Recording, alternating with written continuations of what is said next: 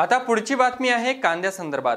जुलै व ऑगस्ट 2016 ला कृषी उत्पन्न बाजार समितीच्या आवारात ज्या शेतकऱ्यांनी कांदा विक्री केली आहे त्यांच्या कांद्याला हमीभाव मिळाला नाही, म्हणून राज्य सरकारने 1 किलोसाठी 1 रुपया अनुदान जाहीर केले होते। मात्र जवळपास 1 वर्षानंतर शेतकऱ्यांच्या बँक खात्यामध्ये हे अनुदान जमा व्हायला आता सुरुवात झाली आहे। पुणे जिल्ह्यासाठी एकूण 5 कोटी अनुदान आले असून यापैकी 2,07,99,880 रुपये अनुदान जुन्नर तालुक्यासाठी मिळाले असल्याची माहिती कृषी उत्पन्न बाजार समितीचे जुन्नरचे उपसभापती दिलीप डुंबरे यांनी आपला आवाशी बोलताना दिली आहे। याबाबत उपसभापतींसोबत बातचीत केली आहे आमचे निवासी संपादक पवन गाडेकर यांनी। पाहूया। गेल्या काही दिवसांमध्ये राज्य सरकारकडनं शेतकऱ्यांच्या कांद्याला जुलै आणि ऑगस्ट 2016 या वर्षी शेतकऱ्यांनी जो कांद्याचा जो माल आहे कृषी उत्पन्न बाजार समितीच्या आवारामध्ये या ठिकाणी विक्रीसाठी आणला होता, त्या मालाला योग्य बाजारभाव न मिळाल्यामुळे राज्य सरकारच्या वतीनं अनुदान जाहीर करण्याचा निर्णय घेतला गेला होता। त्या संदर्भात तसे आदेश कृषी उत्पन्न बाजार समित्यांना दिले होते। त्याप्रमाणे शेतकऱ्यांकडनं कृषी उत्पन्न बाजार समित्यांच्या मार्फत काही अर्ज भरून घेतले होते। त्याचं अनुदान आता शेतकऱ्यांना थेट त्यांच्या खात्यामध्ये जमा होताना दिसतंय। या विषयावर आपल्याबरोबर बोलण्यासाठी आहेत कृषी उत्पन्न बाजार समितीचे उपसभापती दिलीप डुंबरे। सर, स्वागत आहे तुमचं आपल्या आवाजमध्ये। आज शेतकऱ्यांना अनुदान थेट त्यांच्या खात्यामध्ये जमा होते। आपण उपसभापती म्हणून या ठिकाणी काम करत आहात। ह्या कृषी उत्पन्न बाजार समितीच्या मार्फत मिळणाऱ्या अनुदानाबद्दल काय सांगाल?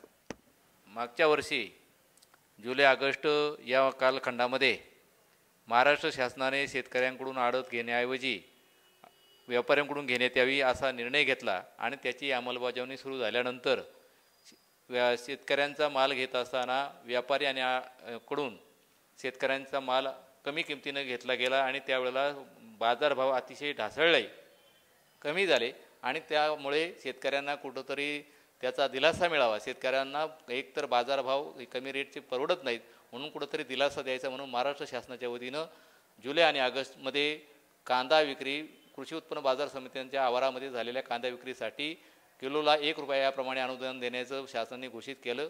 त्यानंतर कृषी उत्पन्न बाजार समितीच्या वतीनं सर्व आवारामध्ये विक्री केलेल्या कांद्याच्या शेतकऱ्यांना आवाहन करून त्यांचं सर्व पावत्या, सातबारा, सर्व प्रकारची माहिती घेऊन ती संकलित करून आम्ही ती पणन संचालकांकडे पाठवली आणि त्यानुसार सुमारे 35 ते 36 शेतकऱ्यांचा अनुदान या माध्यमातून मिळणार आहे।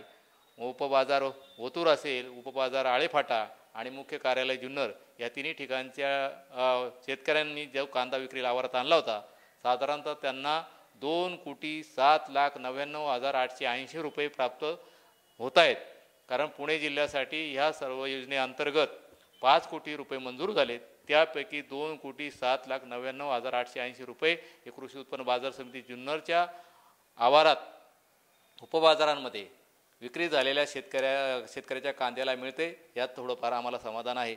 आम्ही तसं पाहिलं तर महाराष्ट्र शासनाकडे आम्ही ही मागणी केली होती का जून, जुलै, ऑगस्ट, सप्टेंबर ह्या कालखंडासाठी, कारण त्यावेळेला बाजारभाव पडलेला होता आणि शेतकऱ्यांना जर 1 रुपयाच्या ऐवजी 2 रुपयांनी जर तुम्ही अनुदान दिलं तर निश्चितपणे शेतकऱ्यांना त्याचा फायदा होईल। कारण यांनी काही फरक पडेल असं वाटत नव्हतं, परंतु काही का होईना शेतकऱ्याच्या जीवनामध्ये थोडाफार याच्यामुळे फायदा हा साधारणतः आणि साधारणतः जास्तीत जास्त 20,000पर्यंत, कमीत कमी 200, 400, 500पासून शेतकऱ्यांना याचा फायदा झालेला यातून दिसतोय।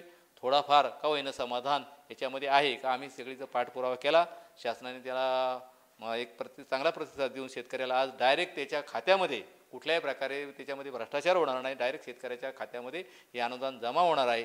त्याच्यामुळे त्याचा निश्चितपणे शेतकऱ्याला फायदा होईल। आणि आता आज पाहिलं तर आजचा दिवस पाहिलं तर आज कांद्याचा बाजार आजपासनं 10 रुपयाच्या वर सरासरी गेलेला दिसतोय।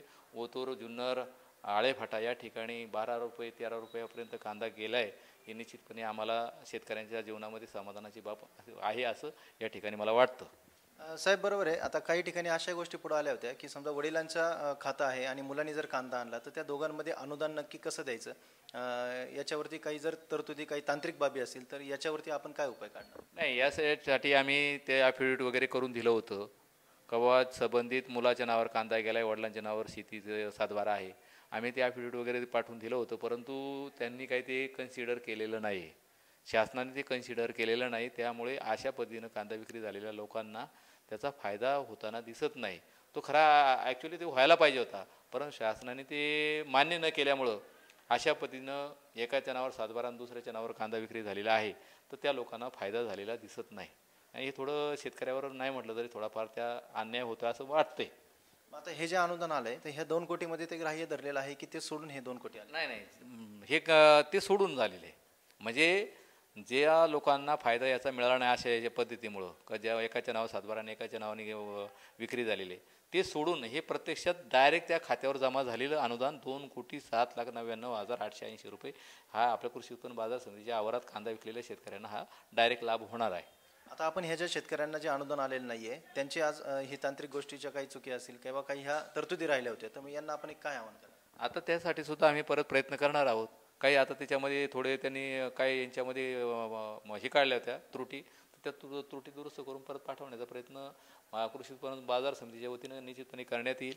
आणि राहिलेल्या लोकांसाठी सुद्धा आम्ही पत्रव्यवहार निश्चितपणे करू की यांना सुद्धा मिळालं तर आम्हाला निश्चितपणे आनंद आहे, कारण त्यांचा तो हक्क आहे आणि तो मिळायला पाहिजे होता असं आम्हाला प्रामाणिकपणे वाटतंय.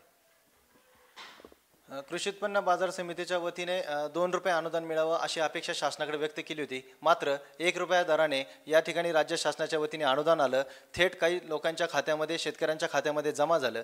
मात्र काही तांत्रिक कारणांमुळे सातबारा एकाच्या नावावर आणि माल एकाच्या नावावर अशा गोष्टी घडल्यामुळे काही शेतकऱ्यांना अनुदान आलं नाही. एकूण 5 कोटी अनुदान पुणे जिल्ह्याला मंजूर झालं, त्यापैकी 2 कोटीच्या पुढे या ठिकाणी आलेलं अनुदान हे फक्त जुन्नर तालुक्याला आहे. ही एक अभिमानाची गोष्ट आहे.